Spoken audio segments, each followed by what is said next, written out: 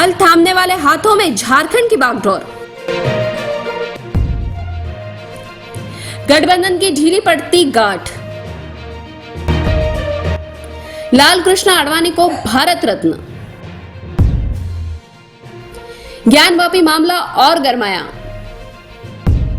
नमस्कार, मैं रूपाली बर्वे एक बार फिर हाजिर हूं आप तक वो खबरें पहुंचाने के लिए जो कहीं आपसे व्यस्त भरे सप्ताह के बीच जानना छूट न गई हो। तो चलिए देखते हैं सप्ताह की खास खबरें एक खास नजरिए से।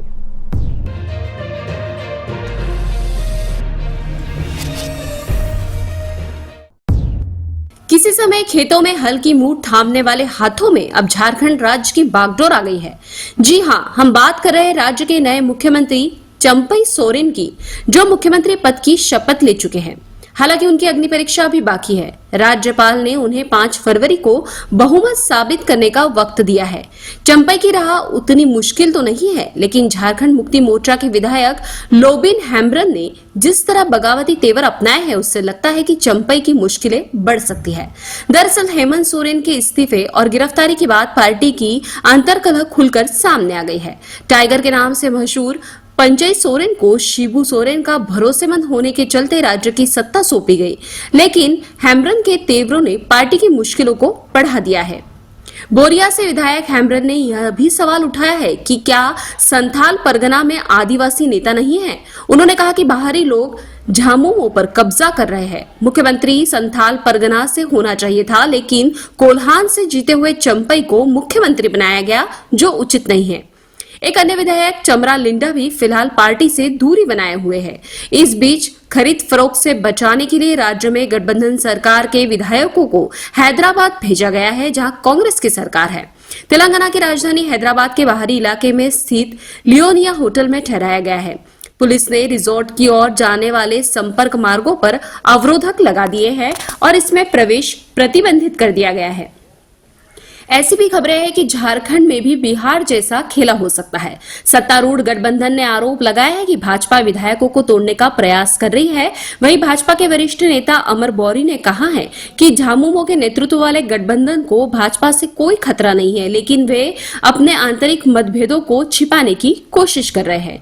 भाजपा पर लगाया गया आरोप और कुछ नहीं बल्कि लोगों का ध्यान भटकाने की एक कोशिश है। जिस तरह देश में राजनीतिक उठापटक चल रही है, उसे देखकर यह तो कहा जा सकता है कि 5 फरवरी को चंपई भले ही बहुमत हासिल कर ले, झामुमो की कमजोर कड़ियां निकट भविष्य में भी चंपई के लिए मुश्किलें खड़ी कर सकती हैं। भाजपा और प्रधानमंत्री नरेंद्र मोदी का मुकाबला करने के लिए गत जुलाई में Indian national development inclusive alliance यानी कि इंडिया नामक गठबंधन अस्तित्व में आया था। जिस जोश और उत्साह के साथ यह गठबंधन शुरू हुआ था, उसी तेजी के साथ गठबंधन के धागे एक एक कर टूटते जा रहे हैं। गठबंधन को धरातल पर लाने वाले बिहार के मुख्यमंत्री नीतीश कुमार ही एनडीए से हाथ मिला चुके हैं। दूसरे शब्दों में कहें तो गठबंधन की गांठ अब पूरी तरह ढीली पड़ गई है। कोई आश्चर्य नहीं कि लोकसभा चुनाव आते आते गठबंधन पूरी तरह बिखर जाए। दरअसल इंडिया गठबंधन को बनाए रखने में कांग्रेस अपनी जिम्मेदारी पूरी ईमानदारी के साथ नहीं निभा पाई। यदि समय रहते नीतीश कुमार को गठबंधन का संयोजक बना दिया जाता तो संभव था कि बिहार की सरकार भी बनी रहती और गठबंधन भी, लेकिन ऐसा हो नहीं पाया। पश्चिम बंगाल की मुख्यमंत्री ममता नहीं चाहती थी कि नीतीश संयोजक बने, इसलिए उन्होंने पीएम पद के लिए मल्लिकार्जुन खड़गे का नाम उछाल दिया, जो सुशासन बाबू को नागवार गुजरा। अब न तो नीतीश गठबंधन में है और न ही ममता बनर्जी। ममता बनर्जी के बयान तो अब कांग्रेस को लेकर और भी तल्ख हो गए हैं। उन्होंने कांग्रेस को हिंदी भाषी राज्यों में भाजपा से मुकाबला करने की चुनौती दी और कहा कि उन्हें संदेह है कि सबसे पुरानी पार्टी आगामी लोकसभा चुनाव में 40 सीटें भी हासिल कर पाएगी। बनर्जी ने कांग्रेस की भारत जोड़ो न्याय यात्रा को भी नहीं बख्शा, जो राज्य के 6 जिलों से होकर गुजरी। उन्होंने इसकी तुलना राज्य में आए प्रवासी पक्षियों के लिए महज फोटो खींचने के अवसर से की। दूसरी ओर यूपी में भी सीटों को लेकर अभी कोई निर्णय नहीं हो पाया है। पिछले दिनों सपा सुप्रीमो अखिलेश यादव ने कांग्रेस के लिए 11 सीटें छोड़ने का ऐलान किया था, लेकिन कांग्रेस की प्रतिक्रिया बहुत ही ठंडी रही थी। पिछले चुनाव में कांग्रेस को यूपी में सिर्फ 1 सीट रायबरेली पर जीत हासिल हुई थी, जबकि अमेठी जैसी अपनी परंपरागत सीट से कांग्रेस हार गई थी। राहुल गांधी की भारत जोड़ो न्याय यात्रा के टाइमिंग को भी सही नहीं माना जा रहा, क्योंकि जिस समय कांग्रेस का पूरा ध्यान सीटों के बंटवारे और गठबंधन को बचाने पर होना चाहिए, वह राहुल गांधी के साथ सड़कों पर दिखाई पड़ रहे हैं। पिछले भारत जोड़ो यात्रा के बावजूद राजस्थान और छत्तीसगढ़ कांग्रेस के हाथ से निकल गए, जबकि मध्य प्रदेश में भी उन्हें करारी हार झेलनी पड़ी थी। अब आगामी लोकसभा चुनाव में कांग्रेस और गठबंधन का क्या हर्ष होगा, यह तो आने वाला समय ही बताएगा। भाजपा के संस्थापक सदस्यों में से एक और देश के डिप्टी पीएम रहे लाल कृष्ण आडवाणी को देश का सर्वोच्च सम्मान भारत रत्न देने का ऐलान किया गया है। प्रधानमंत्री नरेंद्र मोदी ने इसकी घोषणा करते हुए आडवाणी को फोन कर बधाई दी। उन्होंने कहा कि आडवाणी हमारे समय के सबसे सम्मानित राजनेताओं में से एक हैं। भारत के विकास में उनका योगदान अविस्मरणीय है। अविभाजित भारत के सिंध, जो कि अब पाकिस्तान है, 8 नवंबर 1927 को जन्मे आडवाणी ने 1980 से 1990 के बीच भाजपा को एक राष्ट्रीय स्तर की पार्टी बनाने के लिए महत्वपूर्ण योगदान दिया। किसी समय 2 सीटें हासिल करने वाली भाजपा 1992 में 121 सीटों और 1996 में 161 पर पहुंच गई। फिर 1999 में अटल जी के नेतृत्व में भाजपा नीत एनडीए की सरकार बनी। 2014 में देश में प्रधानमंत्री नरेंद्र मोदी के नेतृत्व में पहली बार पूर्ण बहुमत की गैर कांग्रेसी सरकार बनी। आडवाणी ने छोटी बड़ी कई यात्राएं निकाली। इनमें राम रथ यात्रा, जनादेश यात्रा, भारत सुरक्षा यात्रा, स्वर्ण जयंती रथ यात्रा, भारत उदय यात्रा प्रमुख है।